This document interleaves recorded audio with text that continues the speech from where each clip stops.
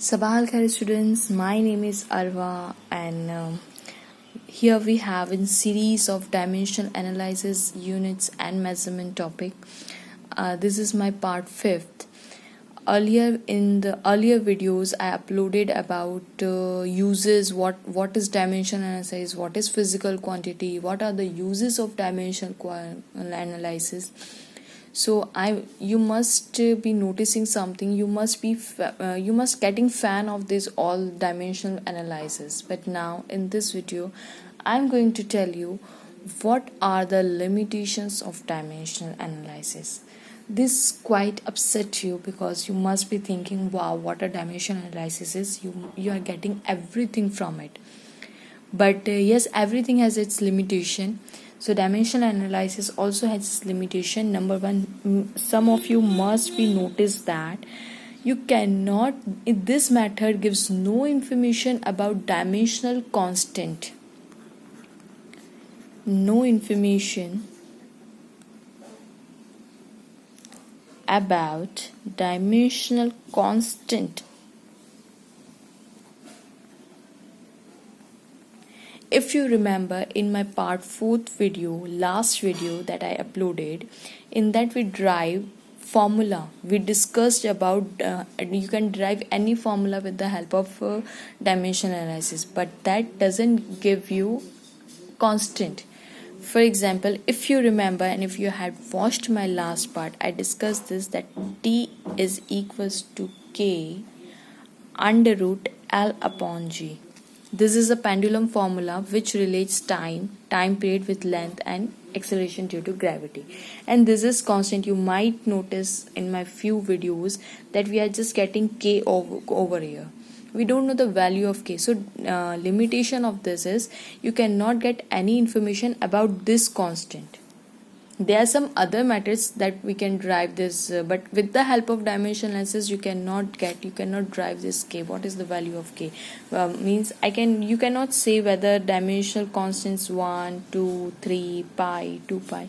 You cannot derive these things with the help of this formula. Second, what is second limitation?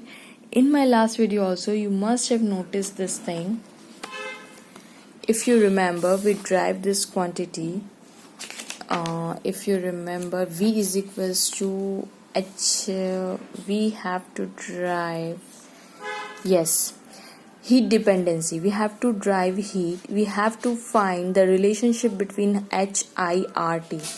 And at last, when we solved all these things, we got one thing, that MLT here, and here we have ampere, here we have MLT also, but here we are getting MLT plus ampere. So in LHS part you are getting ampere, but in RHS part you are just getting MLT. So if you have a dimensional formula which rely on more than one dimensional physical quantity like MLT plus A is over here, it means in this we have 1, 2, 3, 4 physical quantities in which this formula is based. But in RHS only we are getting MLT, we don't have A over here. Remember? So this is again one more limitation, that if a quantity depends on more than 3 factors having dimensions, the formula cannot be derived. Okay.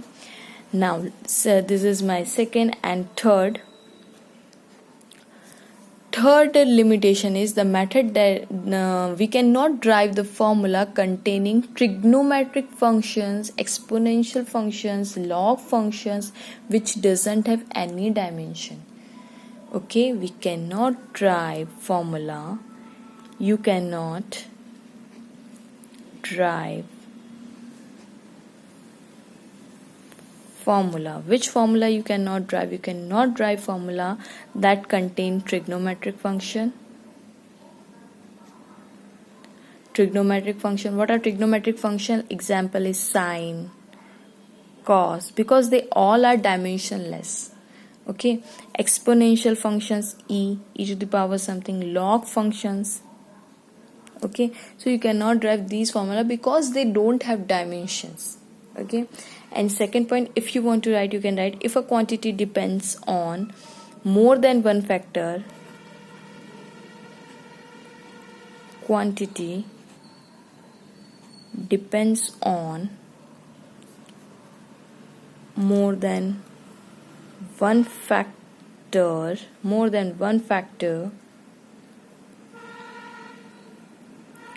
having dimensions, the formula cannot be derived. Having dimensions,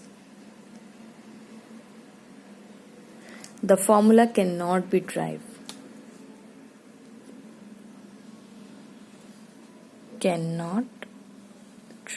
Okay. What is the fourth limitation? Fourth limitation is the method of dimensions cannot use to derive an exact form of relation.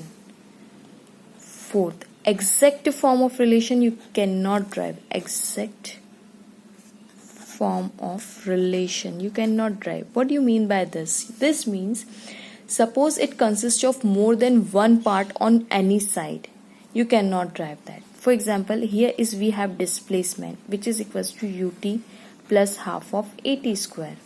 So this relationship contains more than one part in one side, like this is one part and this is second part. This is first part and this is second part. So exact formula of this S that depends on ut plus half of at square you cannot derive. Okay, the method of dimension cannot be used to derive an exact form of relation when it consists of more than one part on any side. This side has more than one part, so you cannot derive this formulation. Okay, you can prove this thing. You cannot listen to me. You can prove this thing whether S is equals to this plus this. Of course, you can prove this thing. This displacement, if you have displacement is in terms of length. Okay, so I am saying if u is equals to L upon t, since u is the initial velocity, t is time, okay, plus half of a is the acceleration due to gravity, which is L upon t2 into t. Correct? Or I am doing some mistake? Half of a t square, sorry. This is t square. So you are getting, if you cancel t to t, so in both sides you are getting length and length.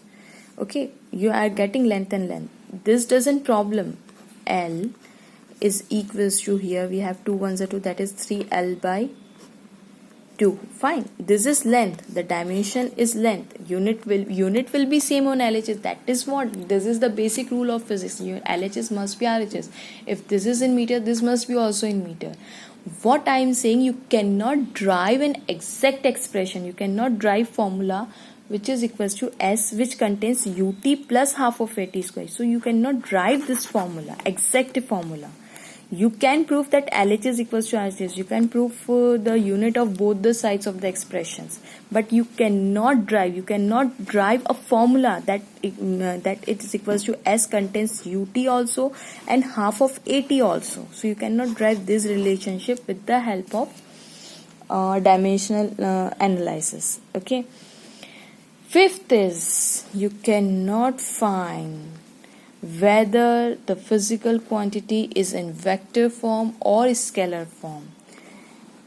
Cannot find any information